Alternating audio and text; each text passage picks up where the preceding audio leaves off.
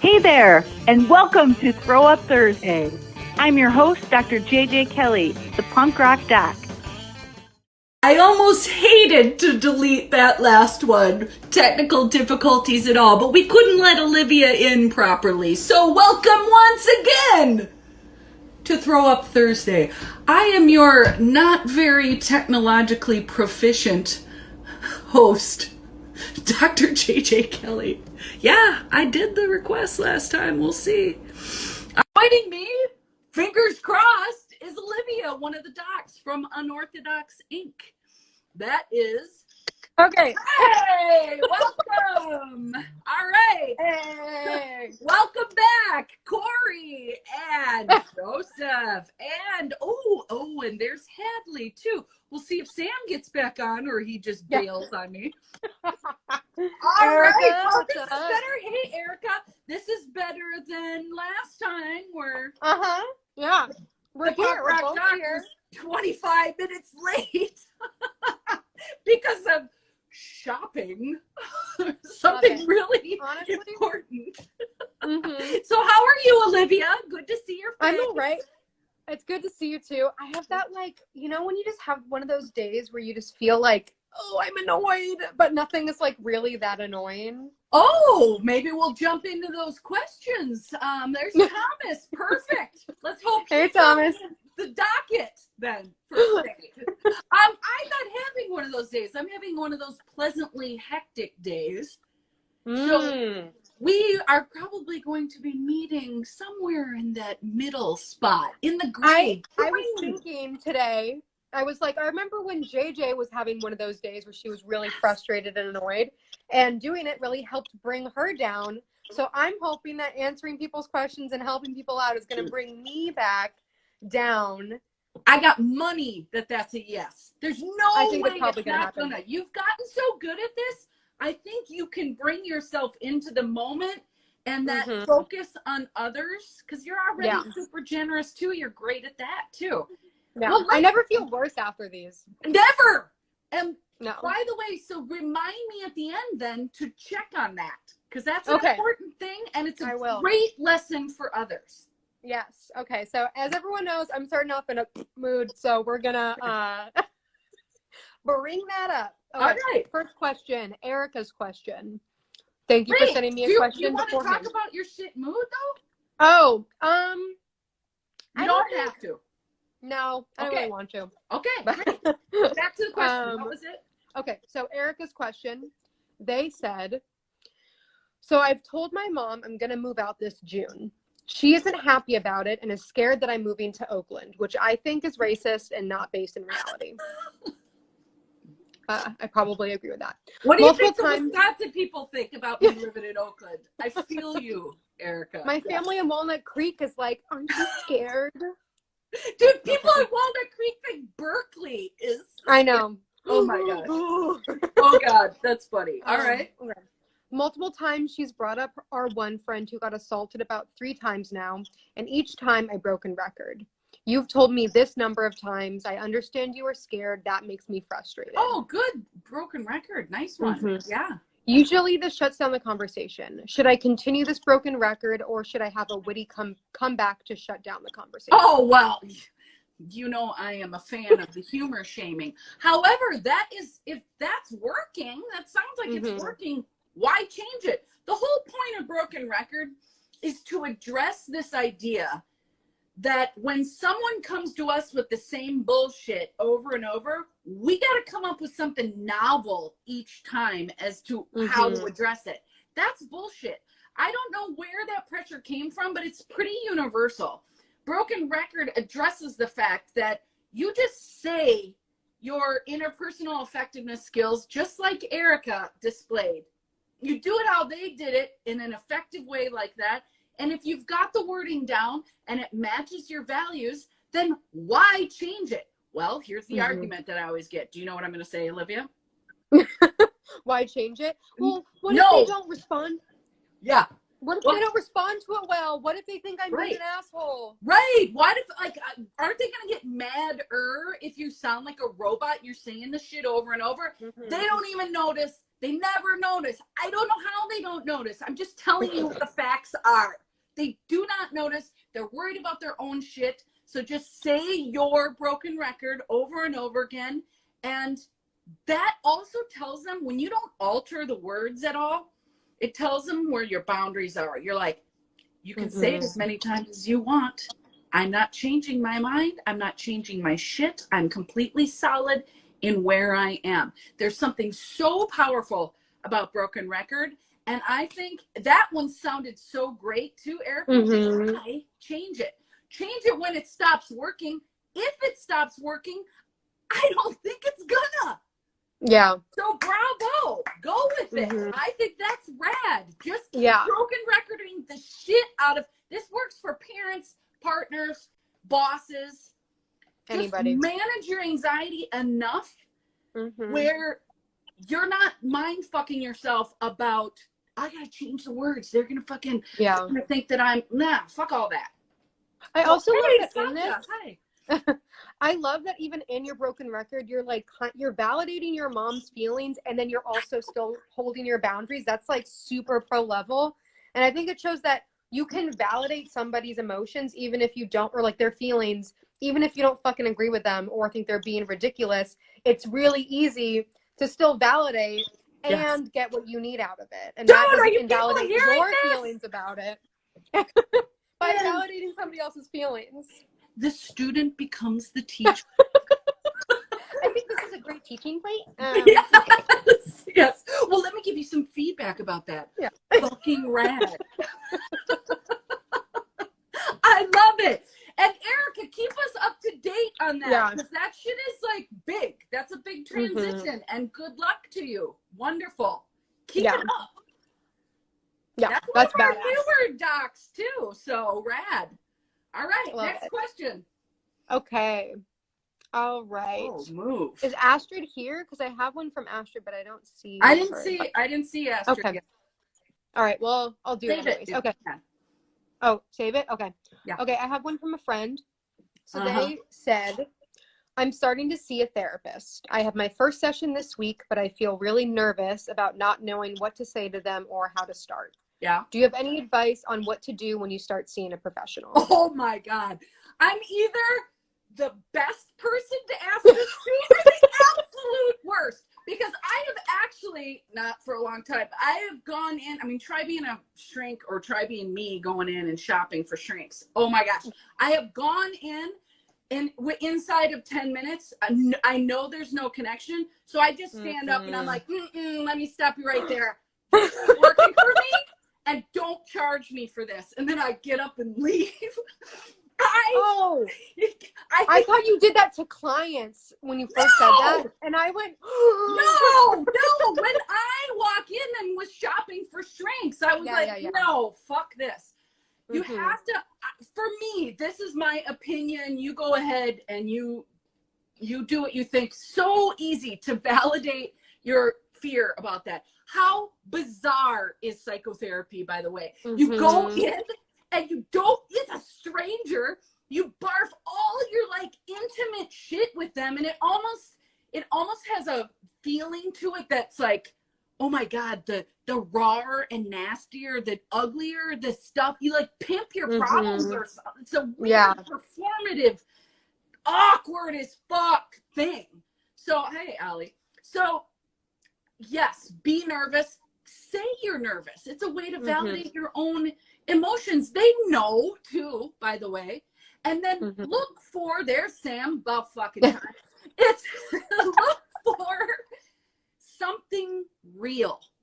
It's not going to work unless there's some sort of real connection. You're going to be nervous. And a lot of times when people are nervous and they don't know it and they're not regulating it, they project that nervousness out in the form of anxiety. So you're already set up to hate this person. And the odds are they're going to be a narcissistic dick because they're in mental health anyway. So, oh my God, do I trust my gut or is that fear? What do I do? Well, having a history in baseball, Olivia already knows this. I give most things in life 3 strikes. because I know I'm going to be so nervous on that first one. I'm probably going to do that thing where I project it out in the form of criticism. So I usually try 3 times. I don't always do that. I just told you a story of a first meeting where I left inside of 10 minutes. So it's not an absolute thing. You got to do what is, what matches your values. Thanks. So, Yeah. What is it? Instant red flag. Yes. Yeah. And so you go in with an open heart, but also trusting your gut. So be real. Ask them something about themselves. That's like disarming, to that bullshit power dynamic too. You're asking the doctor something. Yeah, they're a person. A lot of dumb doctors out there. You're allowed. You're the consumer. You're shopping. They are charging you money for that time. You get to have, to some level, an authentic, real connection with them that is going to improve your quality of life. I think you have a right to be picky.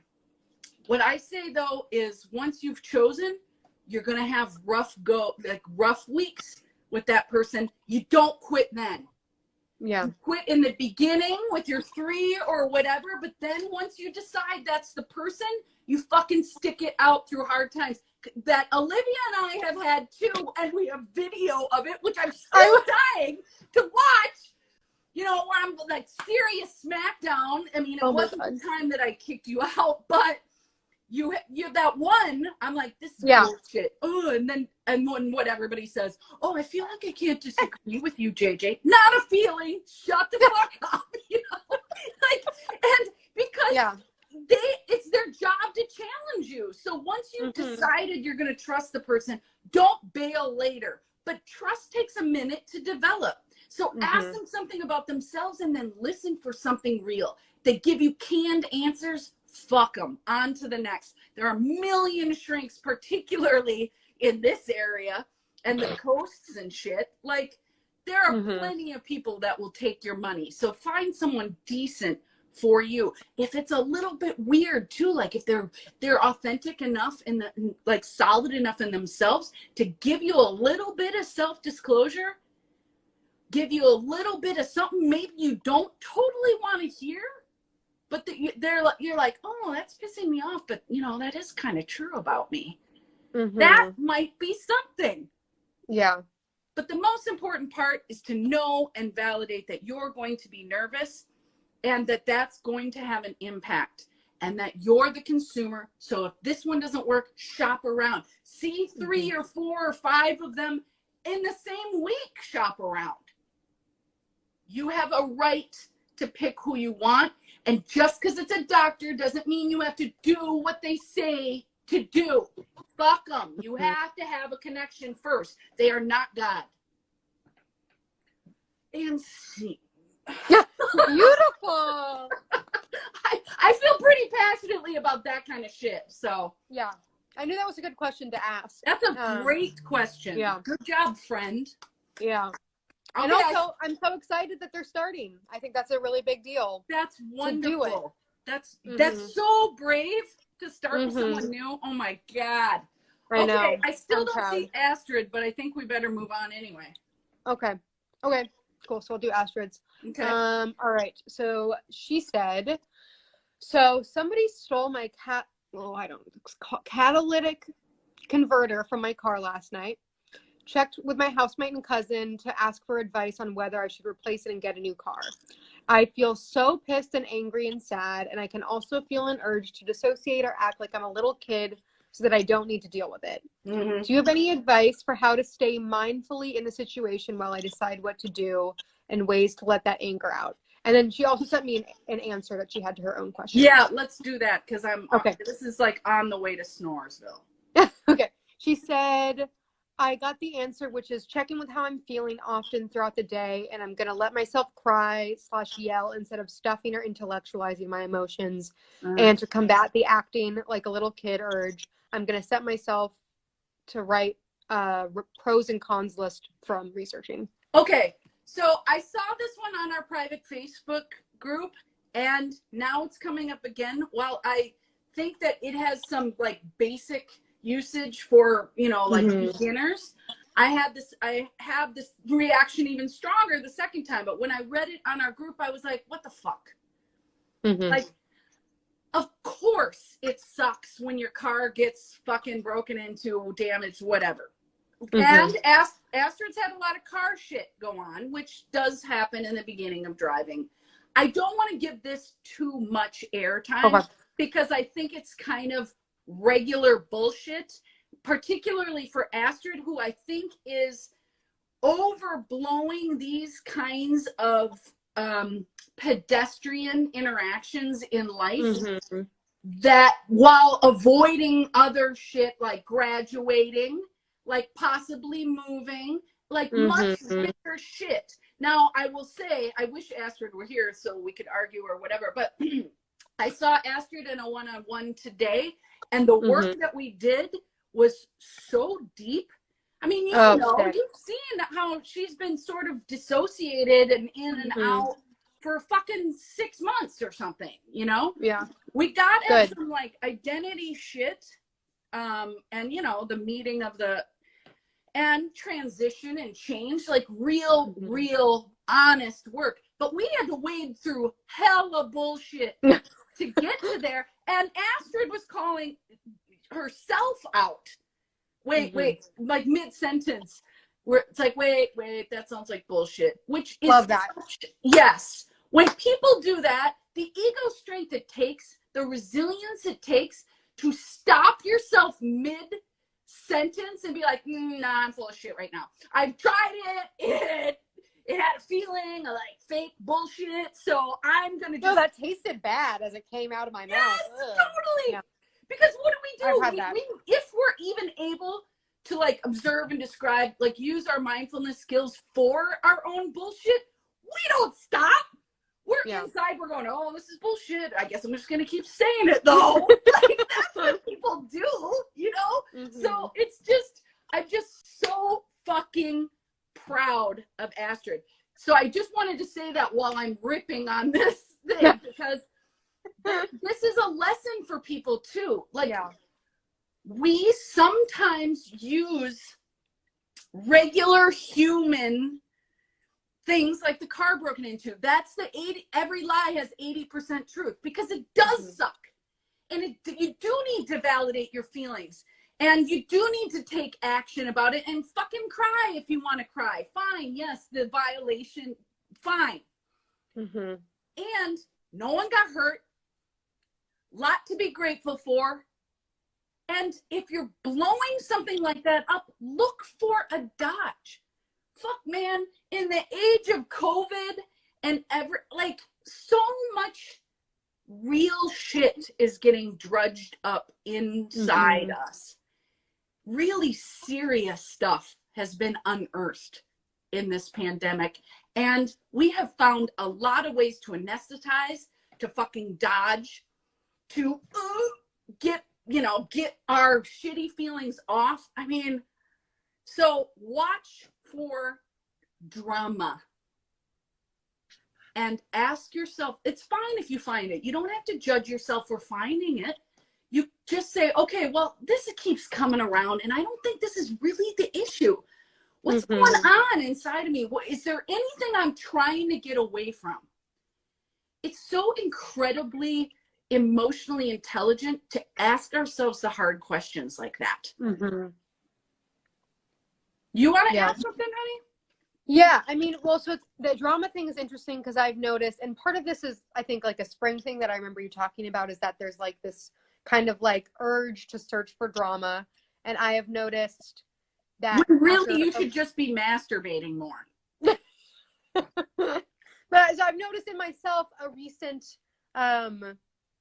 attachment, or like kind of feeling myself grabbing towards something that is a dramatic thing that has happened in my life recently. And like holding on to it even though I could easily just let it go, and noticing that in myself and going, okay, that's what I'm doing, not being judgmental about it and going, all right, I got to stop. And then I think also about like asking yourself the hard questions is knowing that I might not know the answer right away, and I'm going to keep every day checking in and going, okay, so what do I think and like testing out a couple theories and then breathe. sitting with it. Yes. And having it be a process of like, okay, so there's probably something big going on. Yes. Let's figure it out. And like have patience and compassion. Yes. To not know right away. I don't have to know right now because I have the resilience to sit with it and the trust in myself to know that the answer will come when it's meant to. Mm-hmm. I love that. The patience part is so hard.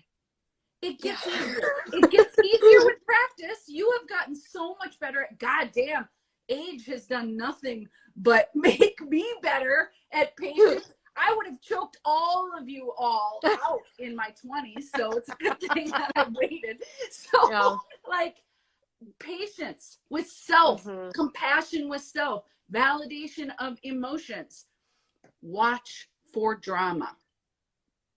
Everyone is so into drama right now. I cannot believe the drama that's just like out in the world. Some of it is not yours. Some of it is like the energy of everybody.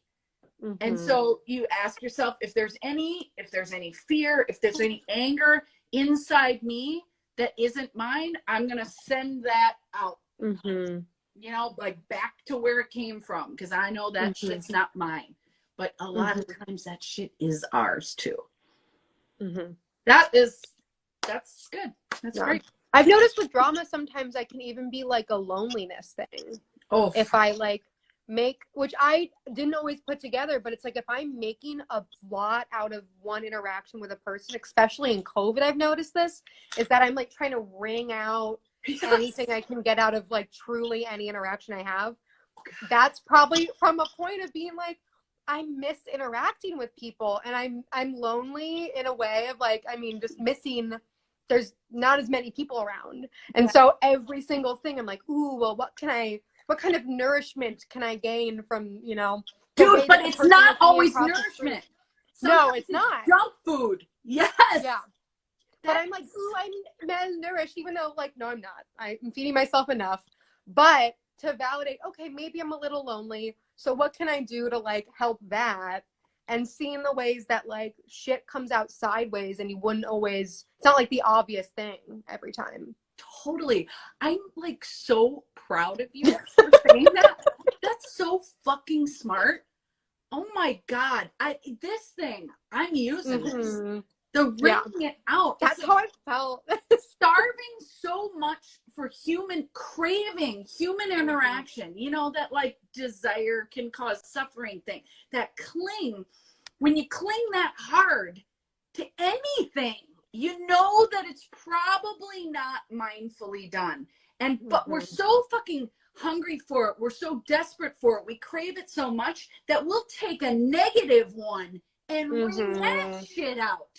And then just, you know, like booze or something, you know, like that is self-medicating, people. That is self-medication because you are trying to dodge the actual feeling, which is loneliness. And I'm so glad you said the word loneliness, because I think of everything that's happening in COVID, that is the most impactful feeling that people are having, loneliness, and the least talked about. Yeah. It's so fucking obvious that that's how we're feeling right now, yet we don't know how to talk about that. We bitch and we complain about other things or adjacent things, but I mean, we're sort of meant to be around people, touching people, hugging people. So start with yourself, the compassion towards self. There's no way you can have it for other people. You don't, you know, have that flow going on within you. Absolutely. And I've noticed when I'm having more patience for myself and my feelings, it's like a lot easier for me to be like, oh no, poor you. Like when I notice someone else is doing, like projecting their shit onto me, I'm like, oof, okay, so like how can we help figure out what's going on with you, because you don't even know. And that sucks. Like, and you know what I mean? Wouldn't it be great if you could just blame all your problems on me? I damn near take it if I thought it would help you.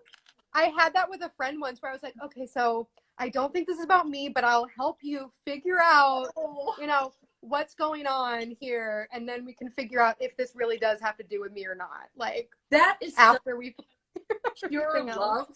And there's wisdom in that too, because that has no charge. You're like, you know how that goes with regular people. They blame you, you blame them. Shit gets so fucking cantankerous and like tit and tat, and it goes nowhere except to hell in a handbasket. Yeah. But then if you just don't engage in that, if you have the awareness, the presence of mind in this moment to not engage in that, it's got nowhere to go. And then to not only like water off a duck's ass, that thing, but then to come back with reciprocity. Oh my God, that's amazing, Olivia. Well, because they said that I'd done something Nobody does that.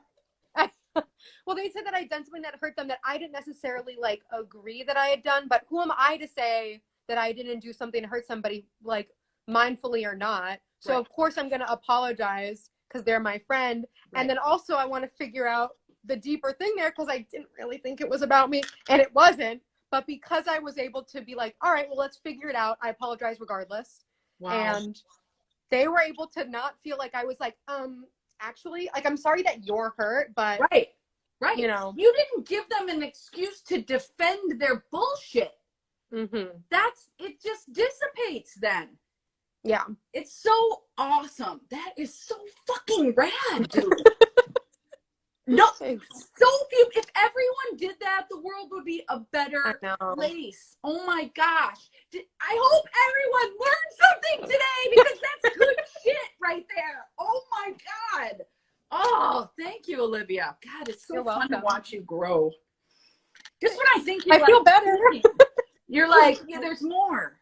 That's amazing. Good for you. Now, before we go, checking in. How do you feel compared to when you worse? Yeah, I bet you do. Yeah, you will fall. No, I feel better. I feel good. Well, I'm very excited and loving and proud. There we go. There we go. What were the feelings you were having when we started? I felt very like frustrated. Okay. I don't know, because I said annoyed the other day with us, but I think it was more of annoyed because it was sort of like a whiny kind of feeling of like, yeah. Okay. All right. So probably more close to annoyance, and definitely tired. Okay. And now excited, loving. What did you say? Excited, loving, proud, sweet, happy. Did you get energy? I did. That's amazing. Amazing. Yeah. Okay, validate self and your feelings, and then go forward and focus on others with pure generosity. You will actually get a gift from that. It's one of the few things that works damn near 100% of the time. Go try it. Until next Thursday. Thank you for joining us. Love everyone here. Pass it on. Bye. Get in touch with me, Dr. JJ Kelly, the punk rock doc, at drjjkelly.com.